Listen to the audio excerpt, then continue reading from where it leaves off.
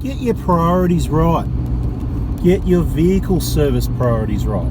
Yep, that's what this one should be called. Get your priorities or your vehicle priorities right. Servicing priorities. Now this information is really important, no less important than any other information that I share with you or try and get you thinking about. But this is really important, especially at the moment. Look, we've had a number of people. This is what I see, right?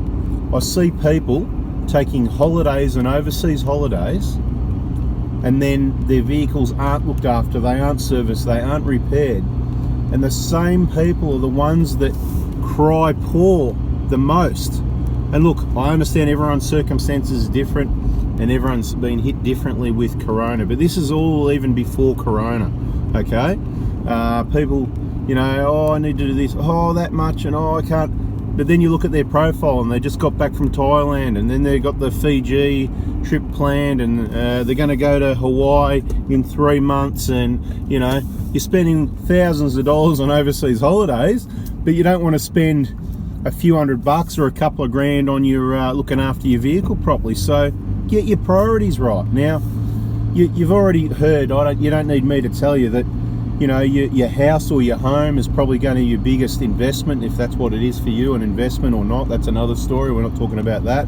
But your second biggest investment is probably maybe going to be, you know, if it's not other investment properties and shares and other investments that people, you know, whatever an investment is to you, for a lot of everyday people or minimalists, if you like, they need a roof over their head. They may choose, you know, the minimum, that's all you need there, nothing fancy. You got a roof over your head, happy days. Same with a vehicle, you know, a nice 120 Prado, rather than spending the big money and with only the accessories you need. But you certainly need to do the maintenance. You know, it's like, you don't need, do you need me to tell you this? It's pretty obvious that you should prioritize the spending and the maintenance on the vehicle, your second biggest investment, to make sure your vehicle's reliable, it's most efficient, so that you can save money and so that it's safe for you, your family and friends, and anybody else on the road that you're using the road with. You know, you need to be safe, and not everybody is. So this is that wake-up call. Okay, get your priorities right. Don't be the person that in all your, look, you know, and stuff Facebook anyway. Look, if you're not on Facebook and you're just on YouTube, well, good on you, that's good too. I'm not saying that you have to come to Facebook. What I'm saying is, though, they're the places that we've got to answer those questions.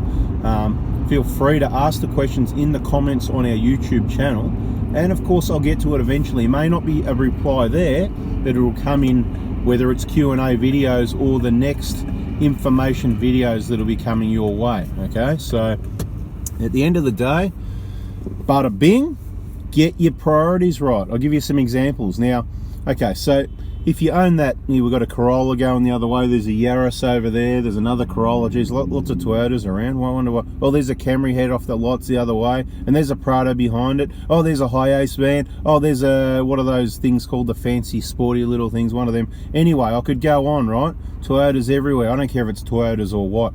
Apparently I'm a bit biased. Bit biased. Okay, well, what I sort of think Toyotas are better. You got me. You're right, I do. So whatever, anyway. Okay, I certainly do.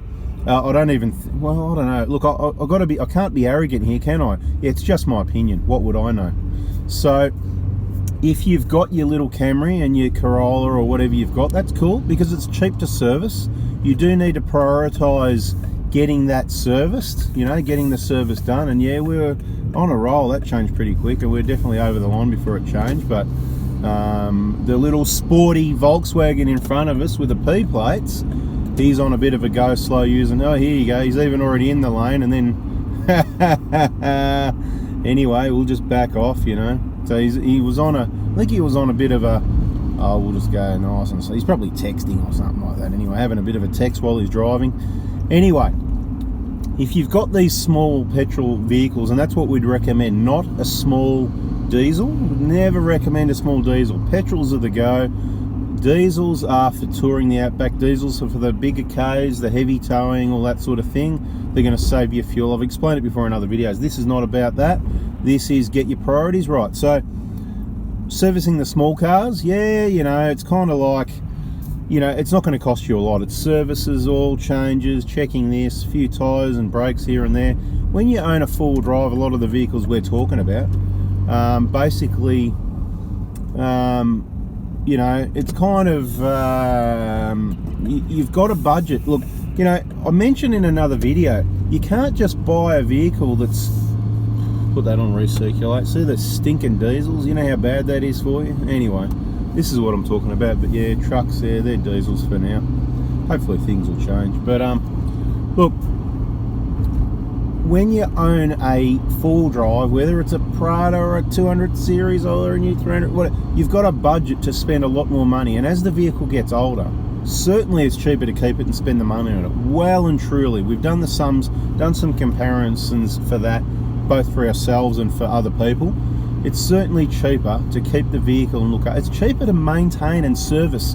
Get your priorities right. Service the car, spend some money on it, then let it go and let it fail, and then pay the bigger money for the bigger components. You know, like, it just doesn't make sense. That's what preventive maintenance is. But with a full drive, with a bigger vehicle, if you've got a Prado, let's say you've got a 120 Prado, okay? Over and above all your normal servicing, and normal servicing to me is oil filters, fuel filters, air filters, cabin filters, you know, you've got tyres and brakes, and that's all your normal sort of stuff. You've got a budget. Once you get an older vehicle, 200,000, 300,000, 400,000 Ks, you can't just expect to get away with that. There's other replacement, bigger items that you need to replace. Well, you don't need to, depending on your use of the vehicle. We've explained in other videos, so have a look at the rest of our channel. Have a search, what to look for when purchasing Prados, what servicing Prados. Use less words, right? Service, Prado, search that. Or buying Prado, search that. See what you get. You'll get more results. If you put in too many words, nothing matches your search criteria. So have a look at those. At the end of the day, basically what I'll be saying and what I'm going to say now, you need to budget a couple of grand a year, right? A couple of $1,000s a year over and above your normal servicing when you own an older full drive that you plan to use, that you want reliable. If you don't care if it's reliable or not, you don't need to. You can just keep paying, whatever. But don't come and go, oh, you know, I couldn't afford that then. And but you know, we'll get it done slowly, and then you don't get it done, and you've been on all these holidays, right? Out spending money, you know, living the life, and good on you, right? Look, do whatever you want. I'm just saying, get your priority, and then you have bigger problems and more problems with the vehicle because you didn't do the maintenance, or you put it off a bit longer. You know, whether it's changing your injectors, making sure you've got the right injectors and all the parts and the job done right, getting it right as prevention for your engine, whether it's whatever it is, right? Whether it's those front wheel bearings that your car's done 300,000 Ks, and we're saying, you know, as prevention, you're better off doing it, sort of 200,000 Ks if you're going to travel more than 100 Ks from home. Look, you know, if you don't want to do it, don't do it. But I'm just giving you advice. Get your priorities right, because what's happening, this is what we hear back from people, this is what we deal with, you know. You know, it's they picked up this car with 300,000, they got a bit of a list on it, need to work through it. They sort of don't work through it, and they don't even get the car serviced, or they get it serviced and, oh, but I can't do it this time. And look, I'm not fussed about, it's not about me doing it. Do it yourself, whatever. You know that by now. If you follow my genuine, authentic information, it doesn't bother me what work I do, what parts I sell or not, whatever, okay? I'm just busy doing what I'm doing. It works for me. I hope it works for you. Sharing the genuine information, it's what it is. And the big problem at the moment, it's been ongoing, but it's probably going to get worse because of the COVID thing. And I understand if you lost your job, it's hard, and we are here to help it. If it's a diagnostic or something like that and it's worth checking, then we'll have a look at it, no problem. We can even do a free diagnostic, but there's no point doing, I'm just going to touch on another subject slightly, there's no point worrying about your injectors and a diagnostic if you've got a remap or a tune. I mean, like I said, in the last 2 days, 2 engines that were stripped down, one of them with a tune at 170,000 Ks had 2 cracked pistons, and another one at 150,000 Ks had 3 cracked pistons. Why do you think you got cracked pistons, and so many of them, so prematurely, and we've got so many cars out there with 400,000 Ks with no problem, right? No, well, it's not, don't give me the, oh, you know, there's a good tune and a bad tune in the car. I don't give a stuff about the tunes, right? What I care about is what we see. What we see, that's what I believe. I'm a believe it when I see it kind of guy, and I'm going to share it with you. So, guys, get your priorities right.